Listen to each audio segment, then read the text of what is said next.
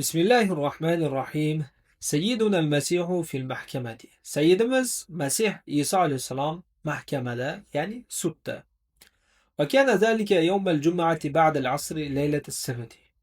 Va mana shu narsa juma kunida asrdan keyin shanba kechasida edi. Ya'ni o'zi eski hisob-kitob bo'yicha, hijriy hisob-kitob bo'yicha asrdan keyin, ya'ni quyosh botishidan keyingi kun boshlanadi-da, o'shandan keyingi kun boshlanadi. Va mana shu narsa asrdan keyin shanba kuniga o'tish kechasida bo'ldi deyapti-da, ya'ni o'tish kechasiga oz bo'lganda. Va kana al-yahudu la ya'maluna shay'an yawm as-sabti.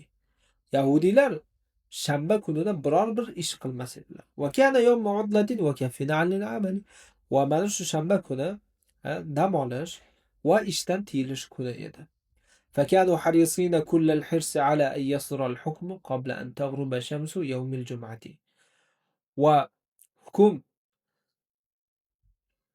juma kunini quyoshi botishligidan oldin hukm chiqishligiga ular juda qattiq haris edilar. Kullal hirs degan butkul haris edi. Ya'ni qancha harislik bo'lsa, o'shancha harislik bilan shunchalik haris edi. Va yastarihu min amril masihi. Va ular mana shu Masih Isa alayhisalomning ishidan dam olishlikka haris edilar. Fayanamu hadil bal, natijada nima deydi? Xotirjam. Hadiyun degani tinch degani. Bal shu fikr, ya'ni fikr ya'ni tinch uxlashliklari uchun, va naimil bal bu ham tinch degan. Naimul bal ya'ni tinch xotirjam uyg'onishliklari uchun. Demak, tinch xotirjam uxlashliklari uchun va tinch xotirjam uyg'onishliklari uchun. La yuza'ijuhum shay. Ularni biror bir narsa bezovta qilmasdan tinch uyg'onishliklari uchun. Ya'ni mana shu kuni qani shu narsani bitiraylik, qutulaylik deganda, va ertalab bemalol xotirjam turamiz degan. Va qad baqa al-hakimu bil qadiyyati zar'an. Baqa zar'an bilan kelsa, ya'ni joniga tegdi degani. Hokim mana shu hukmdan, mana shu ish hokimi joniga tegib ketgan edi. Va laysa lahu fiha ragbatun. Mana bu ishda qodiyatun, ya'ni mana shu bir mahkamada, mana shu ishda uni biror bir rag'bati, istagi yo'q edi. Va la li ummatihi fiha maslahatun. Ummati uchun, ya'ni Yunon o'sha ummati uchun bunda bir foyda ham yo'q edi.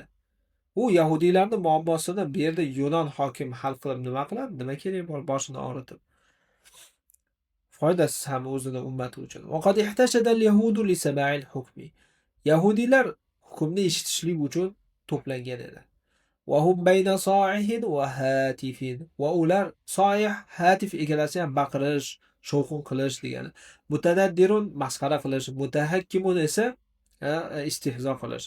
Mana bu ikkalasi bir-biriga o'xshash, ya'ni sinonim desak ham bo'ladi. Mutanaddir bilan mutahakkim bu ikkalasi sinonim. Va ular baqiruvchi bilan qichqiruvchi, istihzo qilib masxara qiluvchilarning o'rtasida edi. Ya'ni mana shu to'plangan yahudiylar biri baqirar edi, biri esa qichqirar edi, biri so'kar, biri esa masxara qilar edi. Wal hakimu mutadayiqun wal vaqti qasir. Hokim esa ya'ni g'azablangan, ya'ni inson bo'ladi-yu, bir ishni qilgisi kelmasa ham majburlikdan qilgan inson bo'ladi, ichi siqilib qiladi-yu. Xuddi shunday hokim esa shunaqa ichi siqilgan edi. Wal vaqtu qasir, vaqt esa qisqa edi. Va shamsu qad malat lil ghurubi. Quyosh esa botishlikka moyil bo'lgan edi. Fa aslara al-hukma alayhi bil qatl salban. Va Isa alayhisalomni osib qatl qilishlikka hukmni chiqardi.